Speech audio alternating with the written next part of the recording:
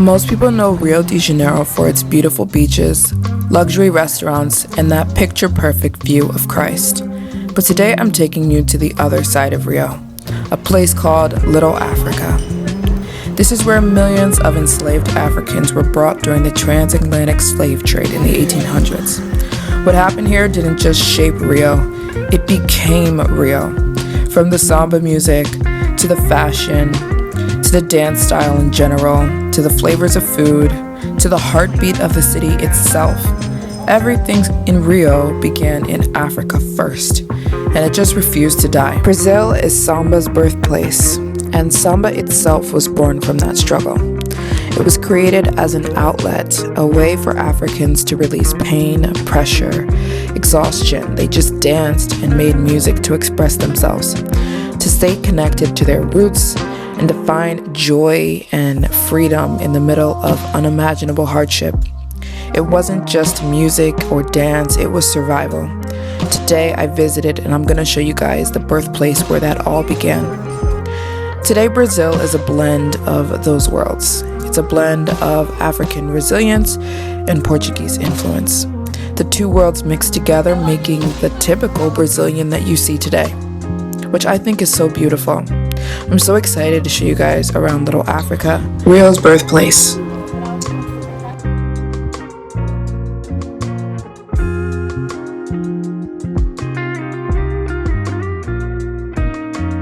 The 3 weeks that I've been in Rio de Janeiro, I've been staying in what is considered to be the very rich, very nice, privileged, quote-unquote, area of Rio de Janeiro. The beach, the cafes, the restaurants. But this isn't exactly where the roots of Rio de Janeiro began. This is the newer part. If you get out of the city a little bit, take a motorbike about 20-30 minutes outside of the beach town or the beach area of Rio, you're going to get to an area called Centro. Centro, also known as Little Africa, is where our tour is going to begin. I booked this tour online, and I would highly suggest if you do a tour, you book it online because it's not very safe to go to this area of Rio by yourself. Like I said, on the beach, staying near Copacabana, Ipanema, these places are very touristy, but when you head outside of the beach area, you get to what is considered the more dangerous parts. But this is where Rio de Janeiro all began. First port was in the 15 square, right there, more or less 10 minutes walking. How can I say this? Irritated with the African here in the main square because they got here. My tour guide Maria, who majored in Afro-Brazilian history and tourism, was the one who was going to be taking me around Little Africa, also known as Centro, because it's quite dangerous here. You see police and military on every corner because things can get quite rowdy around here. I would say it's not very safe.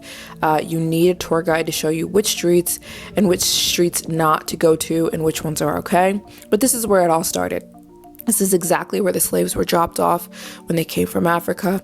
And the first thing we saw was this beautiful mural. It is the biggest mural in the world, I think, and it represents all the different ethnic groups of the world. So there's an African one representing Africa. There is an Asian painting representing Asia. There is an indigenous Siberian painting representing that region, and so on and so on. And they painted this for the 2016 Olympics that happened here in Rio de Janeiro. But you'll notice throughout the tour that there's so much graffiti and paintings because there's so much history in this area. The first place we went to was Cais del Lago, which is the first port where the Africans were brought. The Africans were brought here when they got off the boat, some of them dead, some of them sick, so a lot of them died, but this is exactly where they were brought when they landed in Rio de Janeiro. The most slaves that came to Brazil went to Rio de Janeiro and Bahia. And it's so crazy that here at the port you can see Jesus, also known as Christ the Redeemer. Christ the Redeemer was put there to remind Brazil and to remind everybody that sees him that he's the one that freed them from slavery, which is amazing because from Castel Vilango, which is where the slave part is, you can see him, which I thought was really, really poetic and really cool. There's this creepy hotel that the Princess of Portugal used to stay at, and they say this hotel is haunted. You can still stay there if you want to, but she stayed there when she would oversee the slave trade. But all those boats that brought over the Africans, they would stop right here. So this is exactly where the footprints started, this whole city, which is so crazy. They still drink tons of sugarcane juice, which they did back in those days. And you can see the architecture is, everything is completely different from the beach. You feel like you're in a completely different country from the beach on Rio de Janeiro. It feels like a completely different area. And if I'm being honest, there's a little eerie feel to this place, and I can feel, I don't know, the history. When you're walking the streets, you kind of feel the heaviness.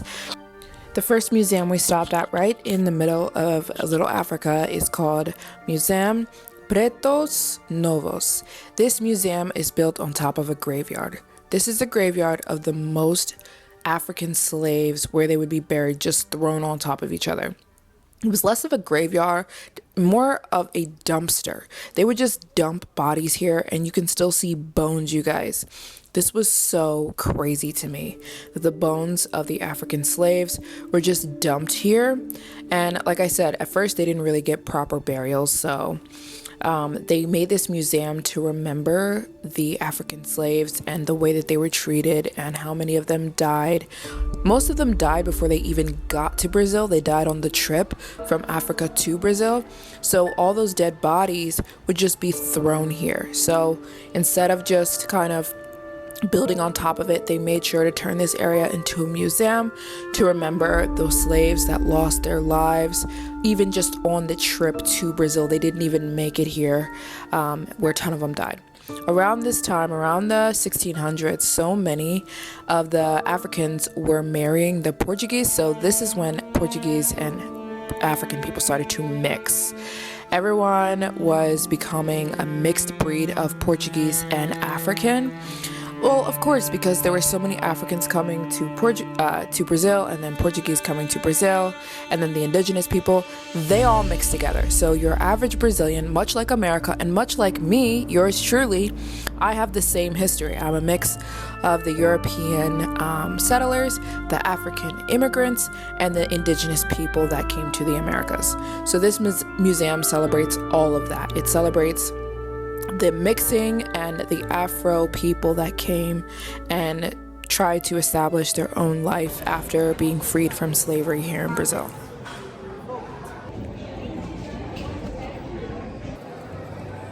We finally arrived at a place I was very excited to go see. It looks way different at night, but this place is called Pedro de Sal. This is where samba began. In the middle, there is a statue of a woman named Mercedes Batista. She is one of the greatest, or the first Brazilian dancers, Afro-Brazilian dancers ever.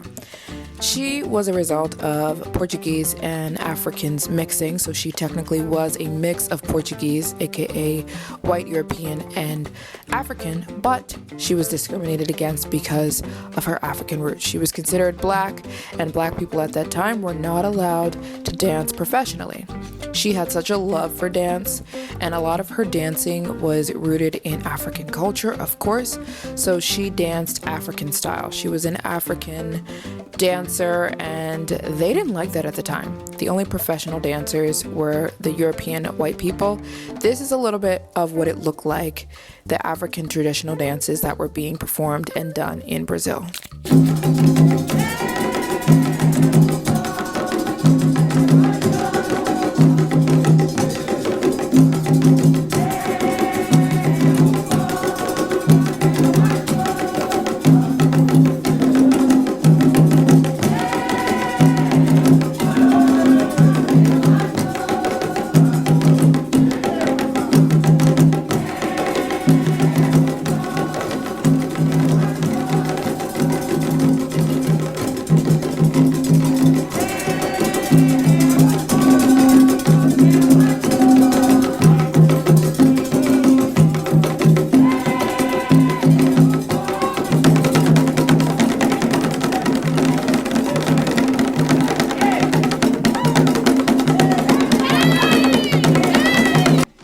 In Mercedes Batista's time, the European elite in Brazil saw African dance as wild, unrefined, even dangerous. They knew it was rooted in magic and their religion, and it freaked them out. A lot of the dances were rituals to their gods, and this freaked the Europeans out. To the Europeans, it was extremely frightening. Anything spiritual outside of Christianity was not tolerated at the time and was branded as strange and forbidden, so there was no way that they were going to integrate African dancing with their own dancing. That's where Mercedes Batista comes in and why she's a trailblazer. In the middle of that divide, Mercedes stood as a black woman daring to bring the heritage into the most European art forms, which is ballet. She saw and admired ballet, even though it was completely white at the time, and only the Shirley Temples were doing it, and the white women were doing it. No blacks were doing ballet at this time. But she fell in love with it, and her love for dance forced her to keep trying to push into the dance scene. She was a black woman, but she was daring to bring her heritage into the European art forms. She faced a lot of rejection, racism, and exclusion, but she refused to conform. She knew the standard for ballet. She knew the standard was not her. It was only white women. It was only the curly or the straight hair with the fair skin. Even though she was a mix of the slaves and the Portuguese, it didn't matter because she wasn't pure white. And at the time, the standard was pure white. It was something completely different. But she started to notice that they were kind of picking up more, they were getting inspired by the African dances anyways. So she decided to push forward and blend ballet with Afro-Brazilian rhythm.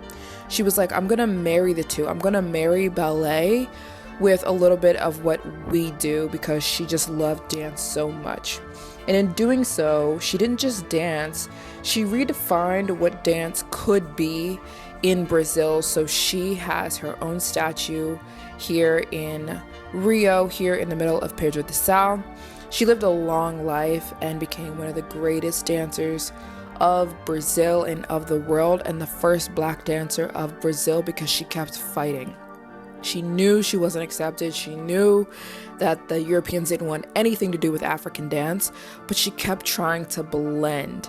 And she recently died in 2014, but she's so happy to see what Brazil has turned into and how it has become a complete blend of Africa and Europe.